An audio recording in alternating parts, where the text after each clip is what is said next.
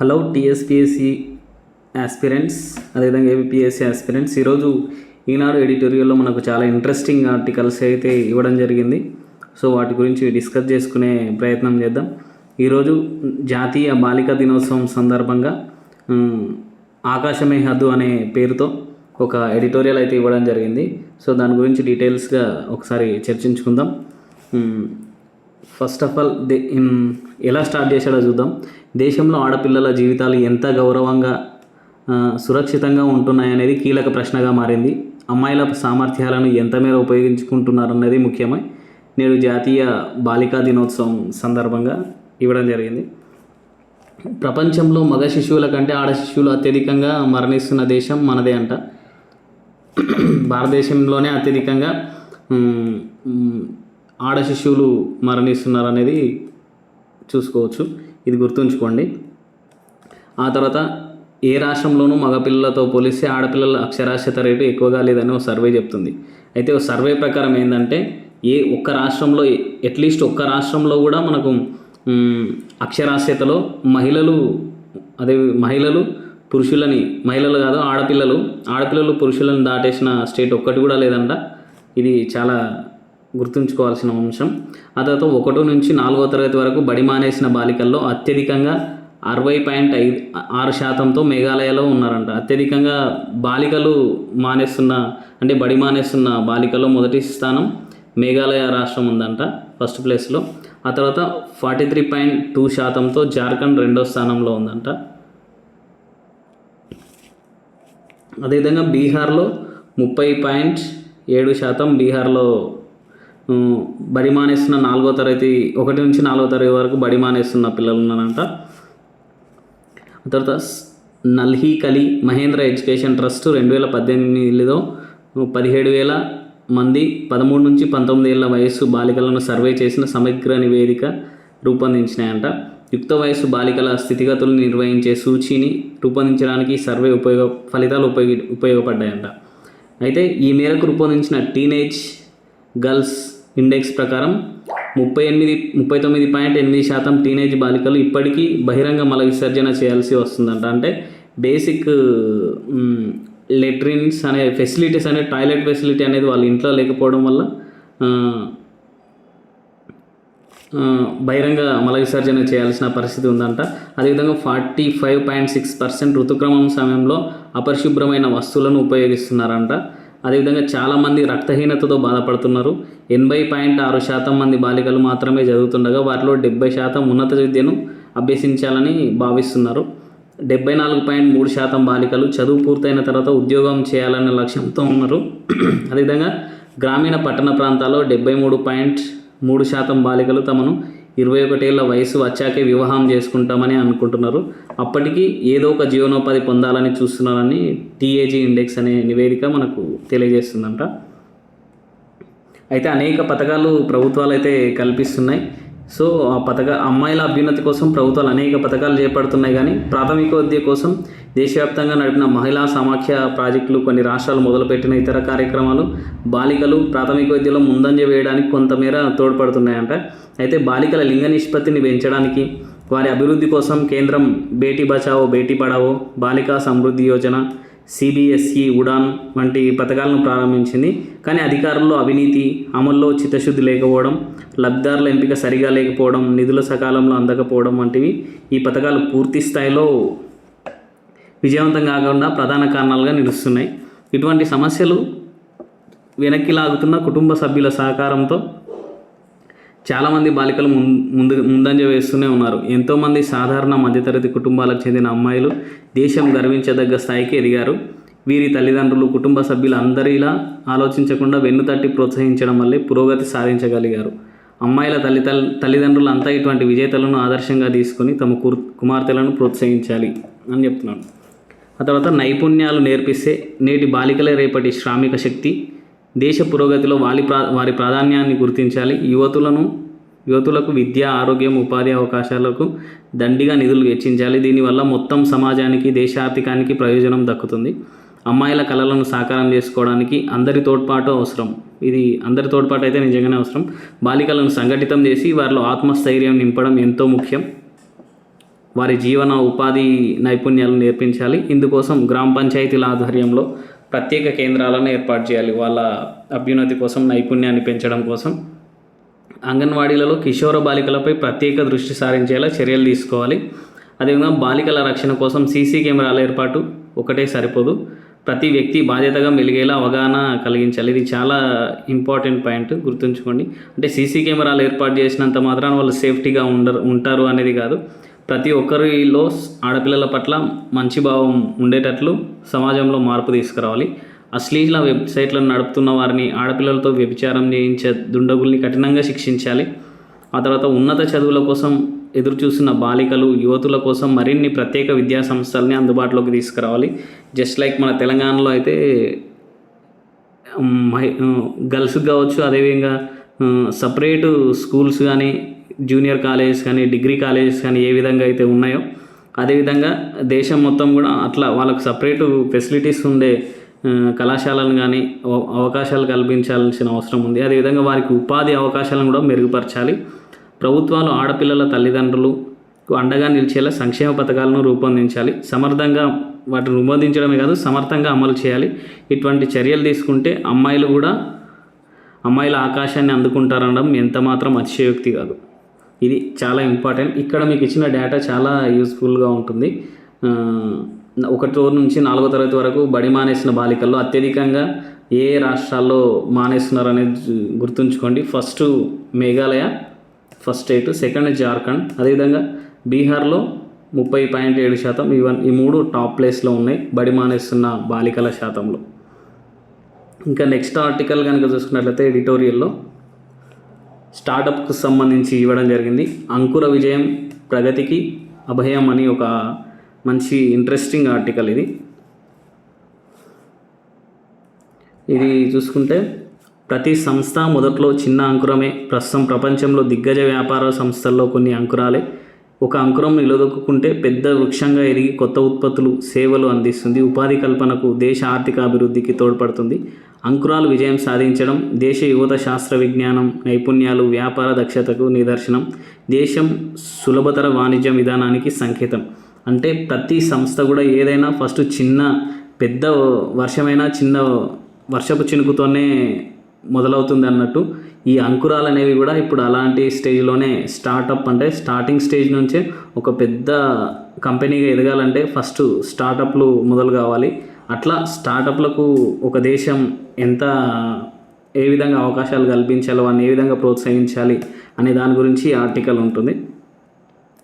నూతన ఆవిష్కరణల ఆధారంగా ఏర్పాటై 10 ఏళ్లలోపు వయస్సు, వార్షిక టర్నోవర్ 100 కోట్లు దాటని ఉత్పత్తులను గణనీయంగా పెంచేందుకు అవకాశం కలిగిన సంస్థను అంకురంగా వ్యవహరిస్తారు. అంటే ఒక 10 ఏళ్లలోపు వయసున్న అంటే స్టార్ట్ చేసి 10 years దాటని కంపెనీ వార్షిక టర్నోవర్ 100 కోట్లు ఉన్నట్టయితే దాన్ని స్టార్టప్ లేదా అంకురం అంటారంట.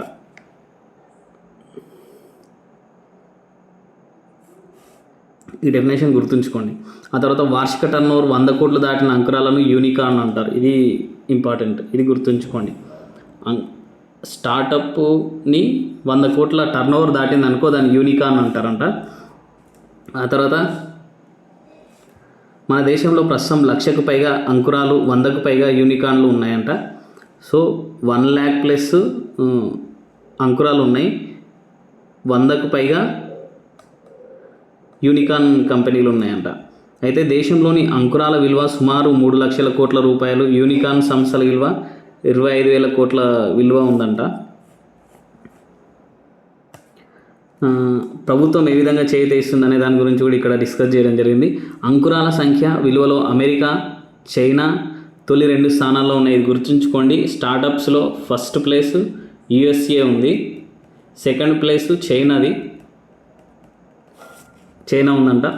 భారత్ 3వ స్థానంలో ఉంది, 3rd ప్లేస్లో ఇండియా ఆక్రమిస్తుంది స్టార్టప్స్లో. మన దేశం విషయానికి వస్తే బెంగళూరు 28% అంకురాలతో మొదటి స్థానంలో ఉంది. దేశంలో బెంగళూరు ఫస్ట్ ప్లేస్లో ఉంది, కర్ణాటక. ఆ తర్వాత 24% అంకురాలతో ఢిల్లీ రాజధాని ప్రాంతం 15%తో మొదటి స్థానంలో బెంగళూరు 28% ఉంది. తర్వాత 24% అంకురాలతో ఢిల్లీ రాజధాని ప్రాంతం ఉంది.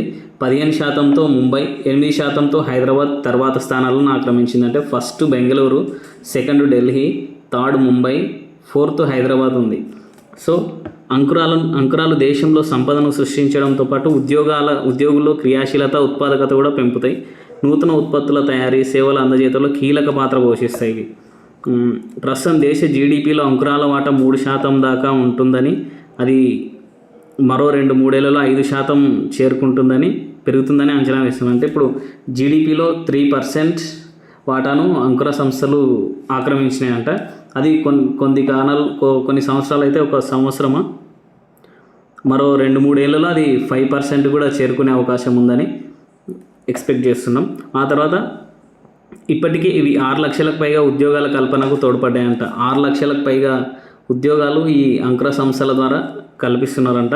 ఆ తర్వాత నైపుణ్యాలు కలిగిన యువతరం అంకురాల్లో పనిచేయడానికి ఉత్సాహం చూపుతుంది. అవును, ఇది చాలా ఎట్లా అంటే స్టార్టప్స్లో పనిచేసే వీళ్ళకు ఫ్లెక్సిబిలిటీ ఉంటుంది. అంటే ఒక కంపెనీని డెవలప్మెంట్ కోసం కష్టపడే అవకాశం ఉంటుంది. వాళ్ళ స్కిల్ని ఎన్లార్జ్ చేసుకోవడానికి ఉంటుంది. చాలా లర్న్ విత్ ఎర్న్ అనే పాలసీ దీనిలో బాగా పనికొస్తుంది స్టార్టప్లో ఉంటే.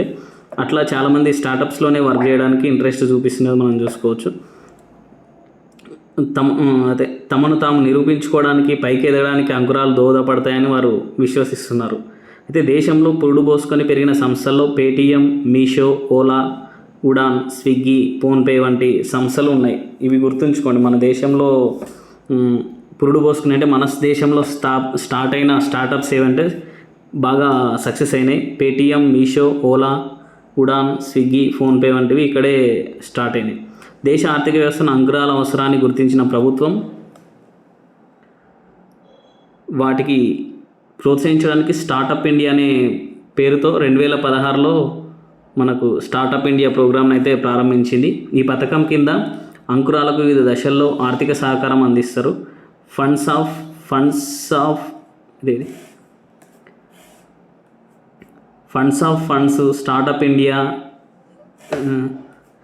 Startup India seed fund, credit guarantee scheme for startups, ఇట్లాంటివన్నీ వివిధ రకాల నిధులను అయితే ఏర్పాటు చేశారు. ఏంజల్ ఇన్వెస్టర్స్, అదేవిధంగా వెంచర్ క్యాపిటలిస్టులు అంకుర సంస్థల పెట్టుబడులు పెట్టడానికి, బ్యాంకులు అప్పులు ఇవ్వడానికి ముందు ఈ 3 నిధుల ద్వారా ప్రభుత్వం అందించే ఆర్థిక సహాయం అంకురాలకి ఎంతో సహాయకరంగా ఉంటుంది. అంటే ఈ ప్రభుత్వం ఏర్పాటు చేసే ఫండ్స్ ఉన్నాయిగా, అవి ఎప్పుడు అంటే వెంచర్ క్యాపిటలిస్టులు కానీ, ఏంజల్ ఇన్వెస్టర్లు కానీ ఆ స్టార్టప్లో ఇన్వెస్ట్మెంట్ చేసే కంటే ముందు ప్రభుత్వం వాళ్ళకి ఈ ఫండ్స్ ద్వారా ఎకనామికల్గా, ఫినాన్షియల్గా సపోర్ట్ అయితే చేస్తుందంట. ఆ తర్వాత సులభతర వాణిజ్యానికి అవసరమైన మేరకు నిబంధనలను సడలించడమే కాకుండా ఉత్పత్తులను సర్కారే నేరుగా కొనడానికి వీలుగా ప్రభుత్వ ఈ మార్కెట్ ప్లేస్ అనే డిజిటల్ వేదికను కూడా ఏర్పాటు చేసిందంట. అంటే ఈ స్టార్టప్స్ తయారు చేసిన ప్రొడక్ట్స్ని ప్రభుత్వమే కొనడానికి ఈ మార్కెట్ ప్లేస్ అనేది ఒక ఏర్పాటు చేసిందంట.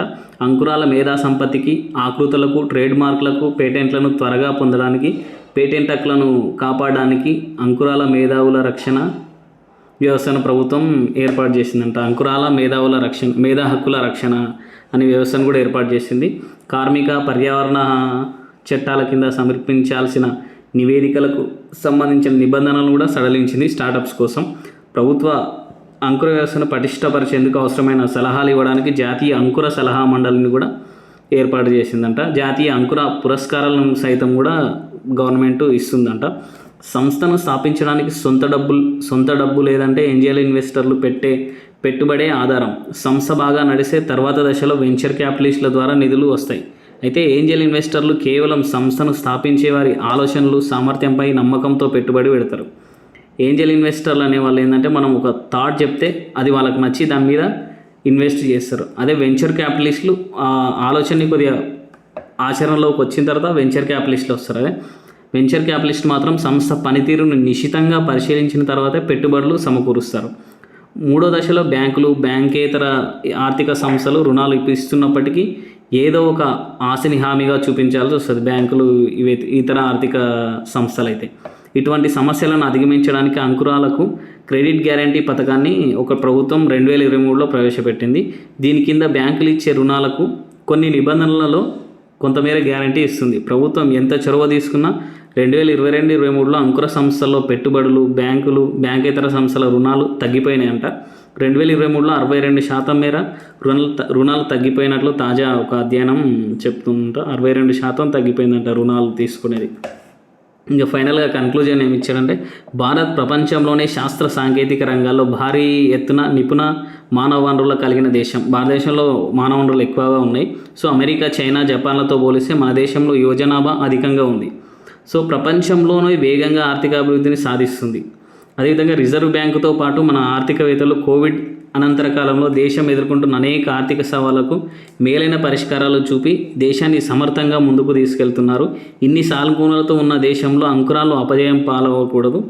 సో ఇన్ని కోవిడ్ తర్వాత అన్ని దేశాలు ఇన్ఫ్లేషన్లోకి వెళ్ళినాయి, కానీ భారతదేశం మాత్రం ఆర్థికంగా పటిష్టంగానే ఉంది. సో ఇన్ని పాజిటివ్స్ ఉన్న భారతదేశంలో అంకురాలు స్టార్టప్స్ మాత్రం అపజయం పాలవకూడదు.